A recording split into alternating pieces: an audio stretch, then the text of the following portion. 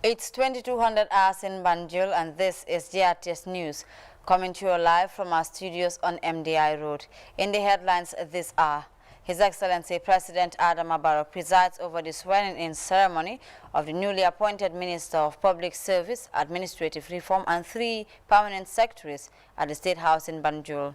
The Minister of Environment, Climate Change and Natural Resources, in collaboration with UNDP, discussed the country's climate change long-term strategy ahead of the upcoming UN COP27 conference in Egypt.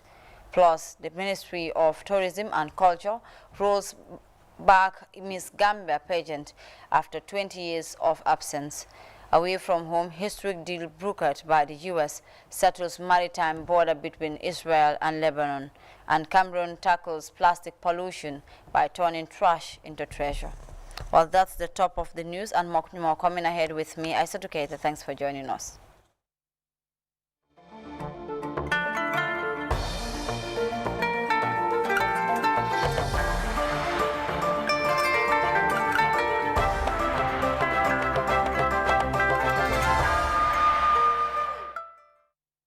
Well, it's a pleasure to have you here with us. We begin with the presidency, as His Excellency President Adama Barrow today presided over the swearing-in ceremony of the newly appointed Minister of Public Service, Administrative Reforms, Policy Coordination and Delivery, and 3 permanent secretaries at State House in Banjul. President Barrow called on new appointees to strive for excellence, set the pace for effective and timely service delivery. Ibrahim Ajalo reports.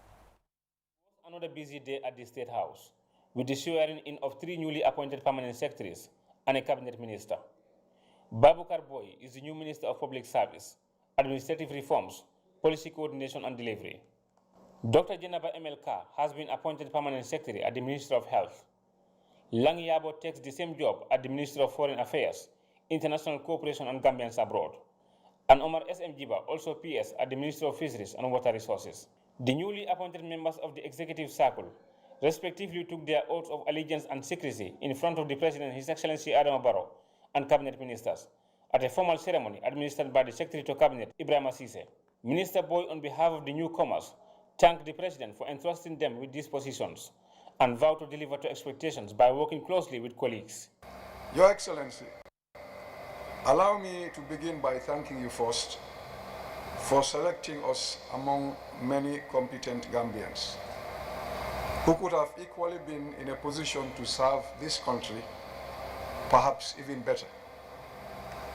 However, your belief and trust in us led to this calling to such important national duties.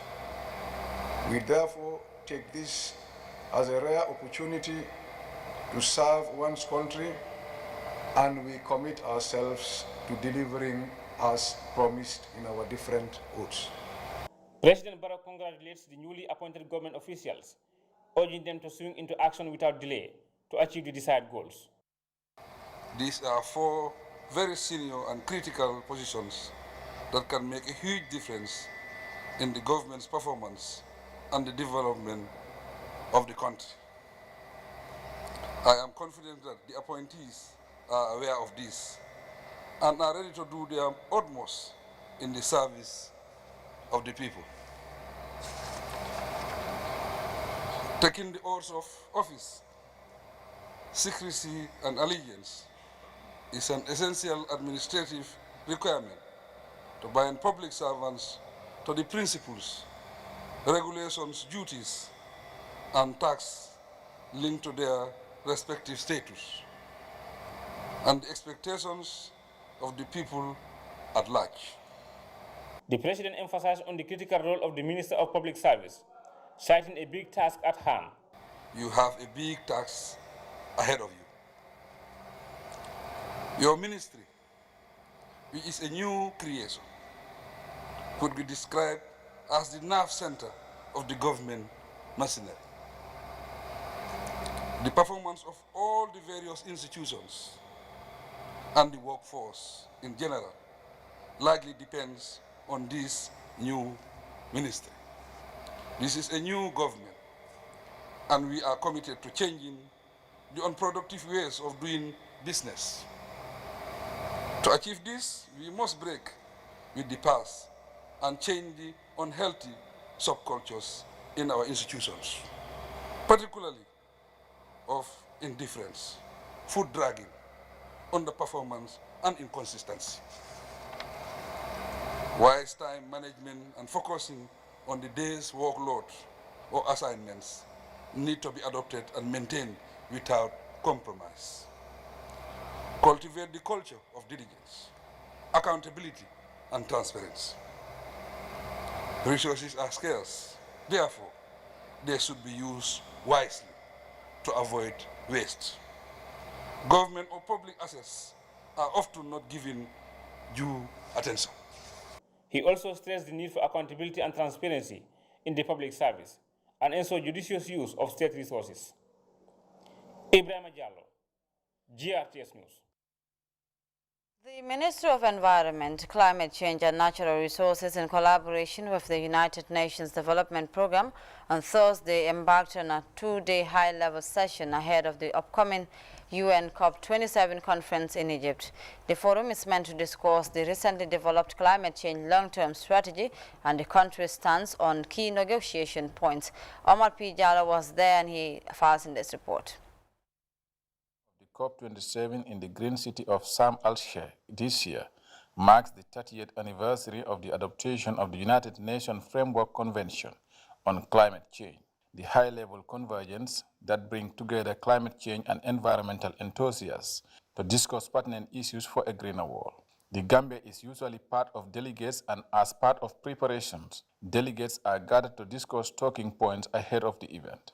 The Permanent Secretary of the Ministry of Environment, Climate Change and Natural Resources, Aliu Njai, said the Gambia as a country has come a long way in the fight against climate change and its negative impacts on the planet, as it is now well understood on the science behind climate change, better assess its impacts, and better develop tools to address its causes and consequences. The Director of Climate Change Secretariat and UNFCCC Focal President Alpha A.K. Jallo is of the belief that COP27 is an opportunity to showcase unity against an existing threat that can only be overcome through concerted actions and effective implementation of the Paris Agreement. The National Gender and Climate Change Focal Point, Maria Mandau Jaju, said the effects of climate change affects women than men. The advisor to the Minister of Environment, Mamadou Wuri Jallo, said the pre-COP session is an opportunity for the ministry to present the type of support required for the long-term strategy to ensure the NDC targets are met. The Gambia has submitted its updated NDC in September 2021, signifying a strong commitment in protecting biodiversity and building resilience to future climate shocks, while also decreasing overall greenhouse gases emission. According to Climate Tracker, it remains the only NDC in line to achieve the 1.5-degree target by 2050. Reporting for GRTS News, I am Omar P. Jallo. Meanwhile, the Ministry of Tourism and Culture rolls back Miss Gambia pageant after 20 years of absence. The disclosure was made at the press briefing organized by the Ministry of Tourism and Culture in collaboration with the National Center for Arts and Culture and the Association of Fashion Designers. Dado Cham. Gambia Beauty Pageant is a platform of young women in Gambia as ambassadors of goodwill for the country. First organized in 1964, the pageant was patronized by Gambians. Since 2001, the annual Miss Gambia has not been organized. However, the Ministry of Tourism and Culture on the 10th of June 2022 signed an agreement with the National Center for Arts and Culture to promote the Gambia fashion designers and as well launch the Miss Gambia Beauty Pageant, which will be held on the 30th of December 2022. Hasum Sise, the director of the National Center for Arts and Culture, gave a brief history of the Miss Gambia pageant and the rationale behind the initiative. For a very, very long time, for almost, 4 decades, it was really one of the most regular cultural, artistic and beauty pageants in the country's calendar. And from the very beginning in '65, the idea behind it was one, to showcase the Gambia's rich cultural heritage, to empower Gambian women, and also to promote the image of our country. as a tourism destination. Mr. Cisse assures the organizing committee of his full support, describing it as an important event designed to promote the people of the country and its diverse culture. We are all united in this. It is our aim to work together to make it a big success and an annual event. It lasted from 1965 to 2001. And I see no reason why it cannot also last for another 50 years. This edition being the first edition if we start to count from the revival. So on that note, I wish to also assure you of the minister's support and the support of the government. Modou Njai, the focal person for the Miss Gambia pageant 2022, gave an update on the progress made so far in the selection process, noting that Miss Banjul, West Coast and KM has already been selected and they will be proceeding to the province. Ida Sen Conte, the president of the Associations of Fashion Designers, highlighted some of the benefits the winners will gain from the pageant. And we'll make sure all the winners will achieve something, but it's going to be strictly on something that would make their future beneficial, not only to spend it to, we'll make sure when we give you the funds, it's either we give you scholarship for your education, or if you're going to open an entrepreneurship, we make sure you invest it and we'll be there to make sure the money we've given you was not being wasted. She also thanked the ministry for their encouragement and support, and also assures them that they will work hard to ensure that they are able to fulfill the assignment to stage the most successful Miss Gambia beauty pageant of all times this year. Reporting for GRTS News, I am Dada Cham. Now, a joint media field mission to give visibility on the performance of farm inputs provided by the Giraffe project is underway in rural Gambia. As Ibrahim Abba reports, farmers express optimism of a bumper harvest despite fears of potential post-harvest losses.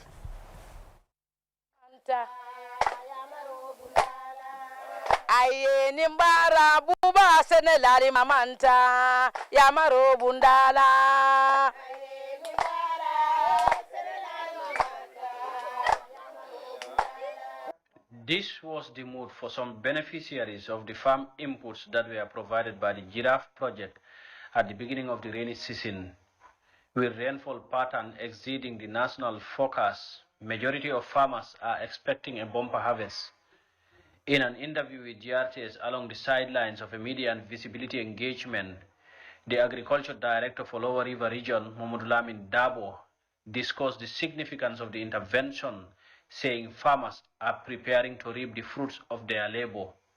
LRR is not known to go in for maize production as before. But now, because of the support from Giraffe, the maize variety which has come, all of them happen to be cultivated by the farmers in the region. So when you go to different fields, you are going to see that some people actually they got very good yield at the end of the day. However, the continuous extension of rains at the peak period of harvesting, according to the director, poses serious post-harvest losses. Actually, our advice to farmers is that when maize ripe, you can even leave it in the field for it to dry properly. Then when rain happen to reduce or stop, then you can start harvesting them. Because usually in that you realize little post-harvest losses. So in this, if you want to bring it to the field, to the farm, to the field, to home, you need to dry it and use tarpaulin or platform whereby it should have to get proper dry, but ensure that let no rain touch it. Otherwise, at the end of the day, if the rain fall on it, it's going to be a problem. Meanwhile, in various stops across the Lower River region, the feeling of ownership of the Giraffe project can be seen among many project beneficiaries.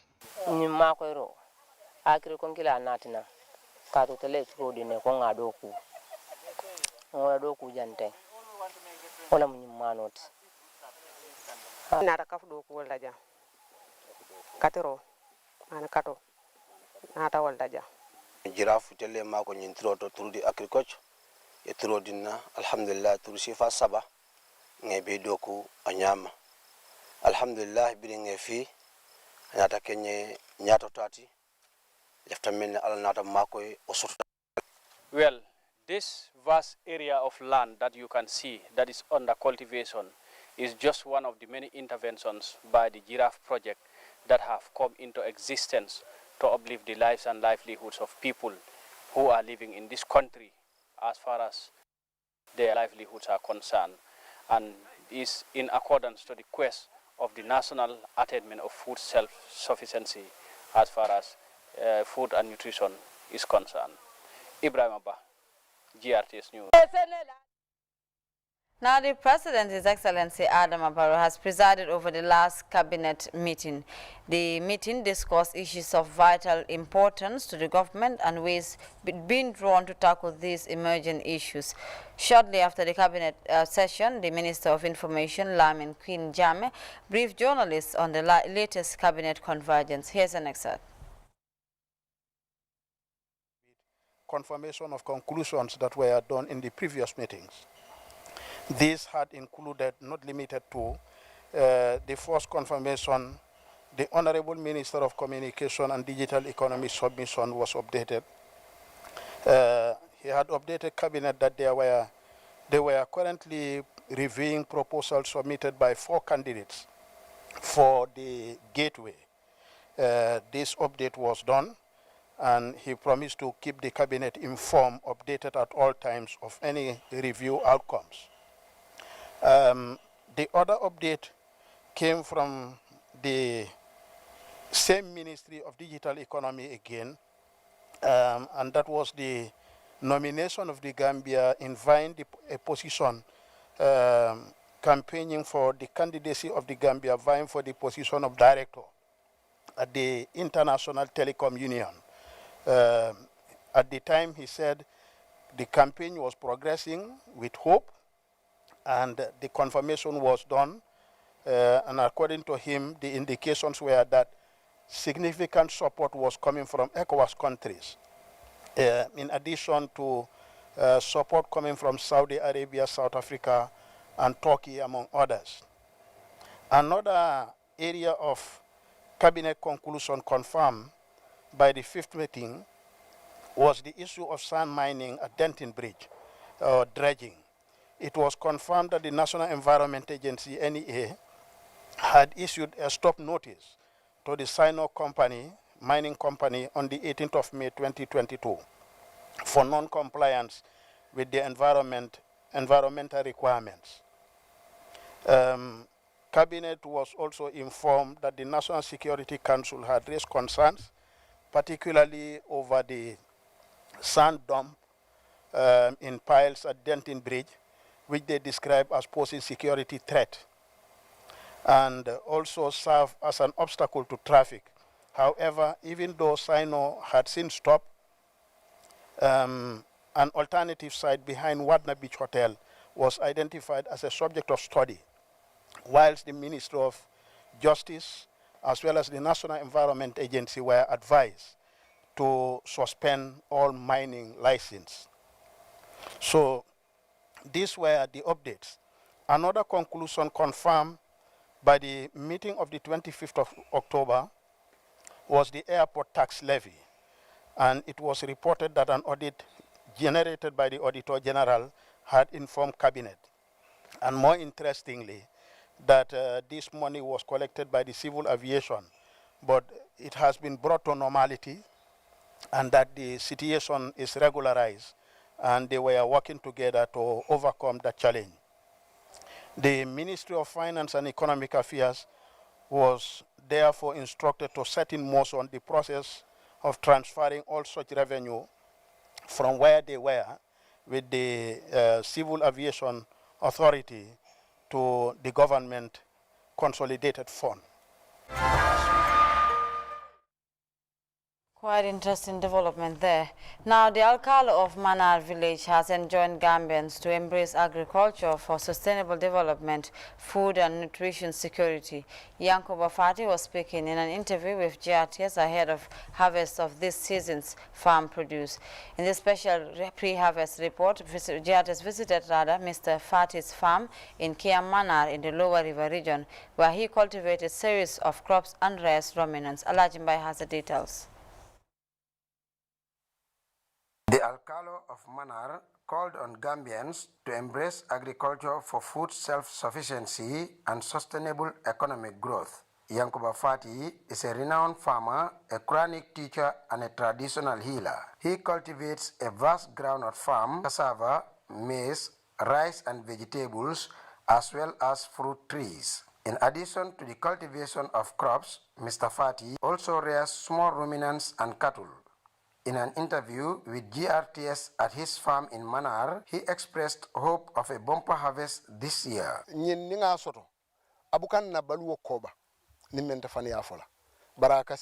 farm cannot feed us throughout the year, but it will take us a long way. Without farming, we used to face serious challenges in providing food.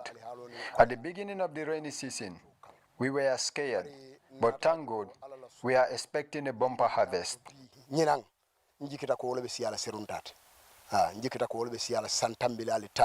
As a farmer, Fati highlighted numerous challenges, including lack of water for both domestic and agricultural purposes.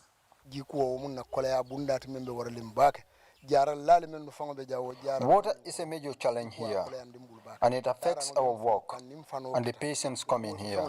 We need to launder the bed sheets daily, but the well is affected by salinity. It doesn't lather with soap. Even the patients here use detergents sent by their people. Kadibas, a woman in the community, said they are seriously affected by the lack of water. She explained that the water in the only well in the community is hard water and does not lather or form with soap, and the closest alternative is about 1 kilometer away. Alajimbai, GRTS News. A team of volunteers from UK under a humanitarian organization dubbed Amor on Thursday presented 50 buckets equipped with water filtering equipment to families in Kabakel village, Kombo South. The project, as Khadija Tujalo reports, aimed to support communities to have access to safe and clean drinking water. International UK Amor is on a strategic mission to support access to clean drinking water in the Gambia.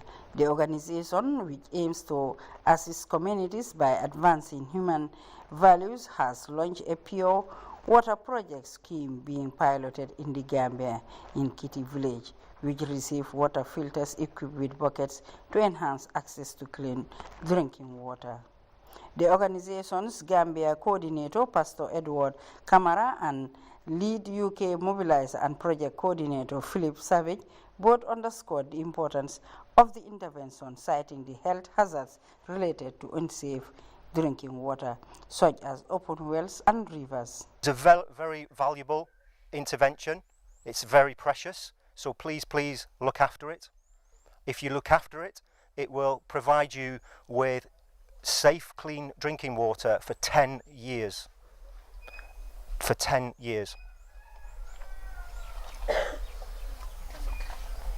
It will take out of your water diarrhea. It will take out of your water cholera and typhoid, and it will stop you from being sick. It will stop your husbands from being sick. It will stop your grandparents from being sick and your children from being sick. 189,000 children under 5 die every year from diarrhea diseases caused by poor water and sanitations. That's almost 800 children per day, or one child every 2 minutes. This is too high. 3 do not have access to hand washing facilities with soap. Still, 673 million people practice open defecation, that's open toilets. What is the solution?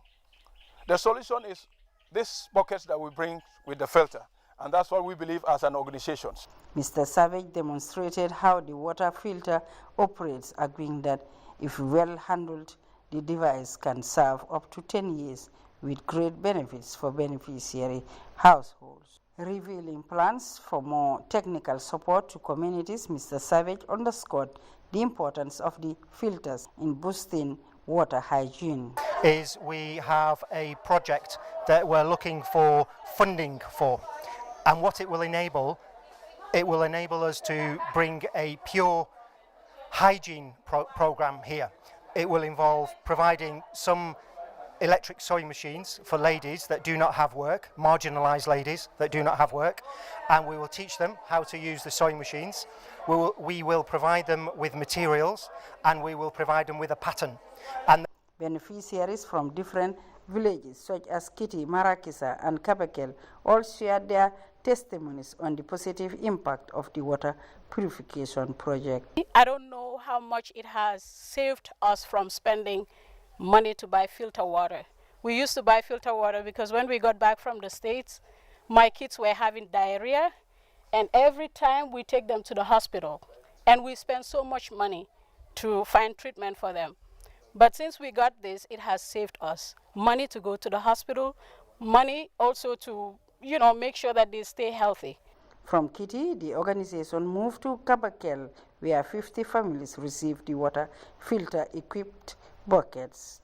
Beneficiaries were later put in groups to learn its usage after the presentation. And more members expressed immense delight in working with Gambian communities to improve lives in grassroots communities. We feel so grateful that you accept what we bring to you, and you are so grateful, and we can see that it makes a difference. The survey that is done shows that your health is better and that improves your life, but also your personal testimonies, what you've just said now about how it has changed your life. We are so grateful and we feel very privileged to be here. The project is expected to distribute 200 water filtering facilities around in the coming weeks.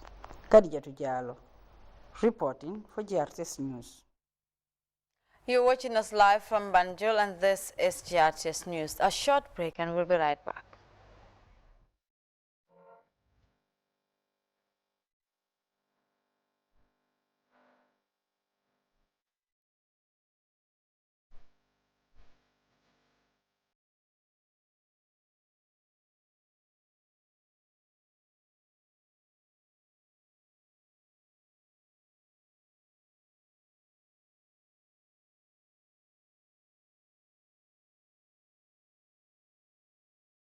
Welcome back. Now, historic deal brokered by the U.S. settles maritime border between Israel and Lebanon.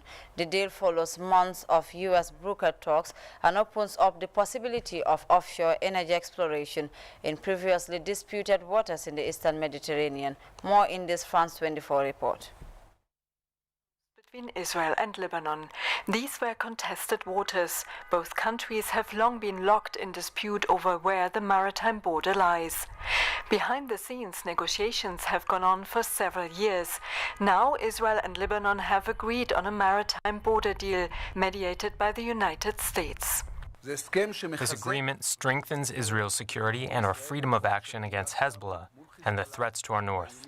There's rare consensus in the security establishment regarding the necessity of this agreement. The dispute is about a relatively small triangle-shaped area, with each side claiming their part as exclusive economic zone. The area is expected to be rich in offshore gas. Israel and Lebanon have a long history of conflict. The two countries fought a war in 2006, and there have been many security incidents between Israel and the Lebanese Shiite militant group Hezbollah since. Parts of the country's land border, the Blue Line, a demarcation line by the UN, is also disputed. Whether the maritime border deal could be a step towards a wider peace agreement is unclear. But the deal paves the way to more gas exploration, a potential economic benefit for both countries. In Brazil, voters head to the polls on Sunday to elect a president. The second round pits the incumbent Jair Bolsonaro against Lula, the former leftist president. Bolsonaro has already called the electoral system into doubt and could take a page out of Donald Trump's playbook by questioning the results. France 24's correspondent in Rio de Janeiro, Tom Vickery, explained the different scenarios. Master of the late swing, a very powerful electoral force. But are there enough votes left on the table for Bolsonaro to win this election. Ever since Brazil has had re-election in the mid-90s, every sitting president has always won. And that's the significance of the first round results, where Bolsonaro came close to being knocked out, with Lula not far short of 50%. The second round campaign hasn't been a happy one for Bolsonaro. There have been a number of gaffes and revelations and scandals that have forced him on the defensive much more than he would like to be. He keeps waiting for what he calls the silver bullet, the facts that will push momentum his way. It hasn't come. And it seems yesterday, on what would seem to be spurious grounds, Bolsonaro was toying with the idea of pushing for the elections to be postponed. It was an idea floated by Bolsonaro supporting politicians. Yesterday, Bolsonaro called a meeting of his top brass and then a press conference. It seems in that meeting that he didn't get support for this idea. And instead of the phalanx of people who usually stand behind him when he makes his announcements, he gave a press conference almost alone. So it is a stormy temperature in Brazil as we head into the last few days before Sunday's second round. Well, we may be getting ahead of ourselves here a little bit, but let's say Bolsonaro is defeated. What exactly would be the scenario? We know that he has already called the electoral system into doubt. He could take a page out of Donald Trump's playbook by questioning the results. He will certainly do that. Yes, we are getting ahead of ourselves, but in that scenario, should Bolsonaro be defeated, we will move into what we might call, in inverted commas, the third round, which could take two forms. Now, Bolsonaro has repeatedly, and he's paved the way for this, repeatedly cast doubts on the integrity of Brazil's electronic voting system without, I might say, producing any proof to that end. So the results in this case is likely to be challenged judicially. And what really is in doubt is the response to a possible defeat of the most hardline elements of the Bolsonaro supporter base. Amongst themselves, some are talking of taking to the streets and causing such chaos that it might force a military intervention. So whatever happens, this tense, polarizing election campaign is unlikely to finish on Sunday. Elsewhere, Cameroon produces 600,000 tons of plastic waste every year, an environmental liability for the country's main urban centers. To reduce pollution and help protect the environment, several local entrepreneurs have turned to the collection, recycling and transformation of plastic waste. The applications are vast, from roof tiles to furniture and decorative objects, and even fuel, and can provide cheaper alternatives to many industries. More in this report. River, now an ocean of plastic. We're going to empty the Combi drain. We aim to pick up 3 to 5 tons of plastic from it. Plastic bottles, household items, flip-flops. Every week, Edmond and his colleagues are collecting as much waste as they can. Act before it's too late, with one objective in mind: to restore the river to what it once was. There can't be life here, there can't be fish here. There are too many plastic bottles at the surface of the water for light to penetrate. It makes life underneath possible. So first we want to save the environment. Finding a viable business model in the recycling industry is a challenge in itself. Chris Mabalia, a Congolese IT consultant turned recycling entrepreneur, employs these plastic collectors. Usually the bottles are that high, and it goes all along the drain. His company, Nami Recycling, turns plastic waste in plastic flakes. The flakes are then sold and used in the manufacturing of new industrial products. We have roughly 450 people collecting plastic. We then buy it from them. We also want to make sure that our collectors can make a living from it. 20 kilometers away in Chris Mabalia factory, every day he receives 1,000 tons of waste that are collected around the country. There's zero waste, right? Here starts the recycling process. The plastic is sorted, cleaned, and shredded into flakes by these machines. The flakes are then packed in bags that will be shipped to Europe, where they will be given a second life in the brewing industry. Each year, an estimated 3,000 tons of plastic waste are recycled. Our funding comes on one hand from subsidies issued by companies that are selling plastic in the marketplace, and on the other hand from the manufacturing and the sales of our finished products. We would like for everyone to get involved in tackling plastic pollution issues. Recycling plastic can be lucrative. In Cameroon's economical capital, an increasing number of companies are turning towards the industry. As the price of building material increased due to global inflation, recycled plastic has become a cheaper alternative. How's it going? Claude Tekponu sells these blue roof tiles that are made from plastic waste. They are less expensive than those produced in Turkey or Italy. Today you have concrete tiles that break. You have imported tiles from Italy that break, and then you have these. It's the most sustainable option. It'll last forever. It works exactly like tiles. You just have to follow the frame of the building, and then you have a roof. The blue tiles are made in this factory. All over now to the weather report, courtesy of the Central Forecast Office.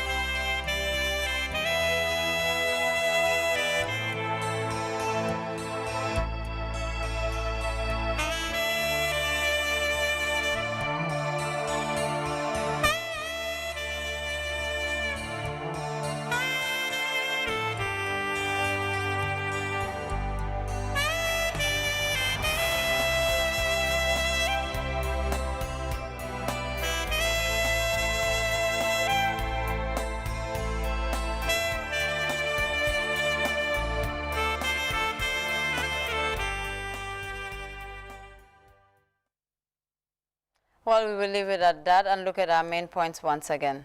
His Excellency President Adama Barrow has today presided over the swearing-in ceremony of the newly appointed Minister of Public Service, Administrative Reform and Free Permanent Secretaries at State House in Banjul.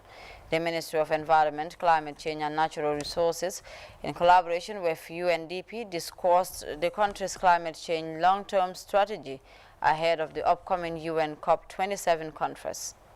The Ministry of Tourism and Culture has rolled back Miss Gambia pageant after 20 years of absence. Away from home, historic deal brokered by the U.S. has settled a maritime border between Israel and Lebanon, and Cameroon has tackled plastic pollution by turning trash into treasure. And that is it. That was all we had time for in today's edition of GRTS News. From me and the entire news team, we want to thank you for the pleasure of your company and continue watching GRTS.